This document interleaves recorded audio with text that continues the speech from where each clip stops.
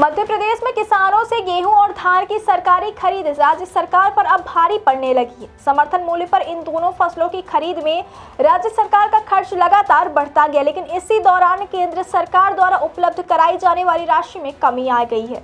स्थिति यह हुई कि बीते 5 वर्षों में केंद्र से कम मिले भुगतान की भरपाई राज्य सरकार को कर्ज लेकर करनी पड़ी, जिसके कारण प्रदेश पर 1.59 लाख करोड़ रुपए की भारी ऋण का बोझ चढ़ गया। विधानसभा के शीतकालीन सत्र के दौरान एक सवाल के लिखित जवाब में राज्य सरकार ने यह जानकारी सार्वजनिक की। सरकार ने बताया कि पिछले 5 वर्षों में गेहूं और धान के न्यूनतम समर्थन मूल्य में कुल 410 रुपए तक की बढ़ोतरी की गई, लेकिन केंद्र से प्रदेश को मिलने वाली राशि में 6,241 करोड़ रुपए की कमी आ गई, जिससे वित्तीय दबाव और बढ़ा। कांग्रेस विधायक बाला बच्चन द्वारा पूछे गए सवाल पर राज्य सरकार ने साफ किया कि पिछले 5 वर्षों में केंद्र की ओर से मध्य प्रदेश को केवल 70,000 करोड़ रुपए ही प्राप्त हुए, जबकि किसानों को समर्थन मूल्य पर भुगतान करने के लिए राज्य सरकार को 1,59,259 करोड़ रुपए की बड़ी राशि खर्च करनी पड़ी।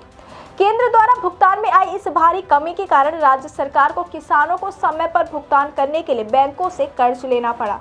खाद्य नागरिक आपूर्ति मंत्री गोविंद सिंह राजपूत ने इस स्थिति को स्पष्ट करते हुए बताया कि फिलहाल राज्य पर 68,348 करोड़ रुपए का कर्ज है, जबकि अब तक बैंकों को 25,340 करोड़ रुपए ब्याज के रूप में अदा किए जा चुके हैं। यह आंकड़ा दर्शाता है कि किसानों की खरीद व्यवस्था को बनाए रखने के लिए राज्य सरकार की उधारी कितनी बढ़ चुकी है। केंद्र से प्राप्त राशि हर वर्ष राज्य सरकार के वास्तविक भुगतान से काफी कम रही। नतीजतन राज्य को अपनी ओर से अतिरिक्त धन की व्यवस्था करनी पड़ी, जिसे पूरा करने के लिए भारी उधारी लेनी अनिवार्य पड़ी। यह स्थिति न केवल राज्य के राजकोष को प्रभावित कर रही है, बल्कि आने वाले वर्षों के बजट प्रावधानों पर भी इसका महत्वपूर्ण असर पड़ेगा।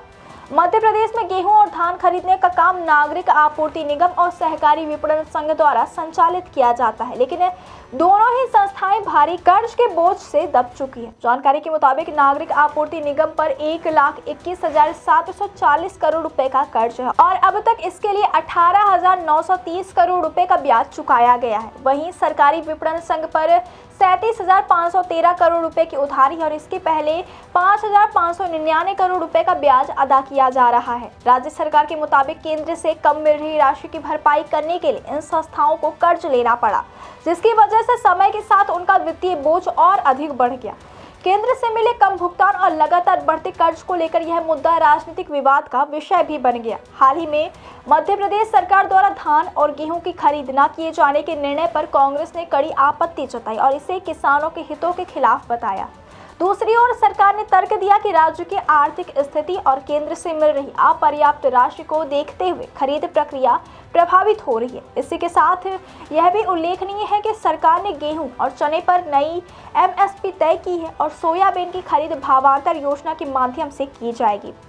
बीते 5 वर्षों में समर्थन मूल्य तो बढ़ा है, लेकिन केंद्र से मिलने वाली राशि में आई भारी कमी ने प्रदेश की वित्तीय स्थिति को चुनौतीपूर्ण बना दिया। राज्य सरकार का कहना है कि किसानों को समय पर भुगतान सुनिश्चित करने के लिए कर्ज लेना जरूरी था, लेकिन यह भी सत्य है कि इससे मध्य प्रदेश पर दीर्घकालिक ऋण का बोझ बढ़ चुका है। यदि भविष्य में केंद्र से मिलने वाली राशि में सुधार होता है तो राज्य सरकार की आर्थिक स्थिति पर और गंभीर प्रभाव पड़ सकता है।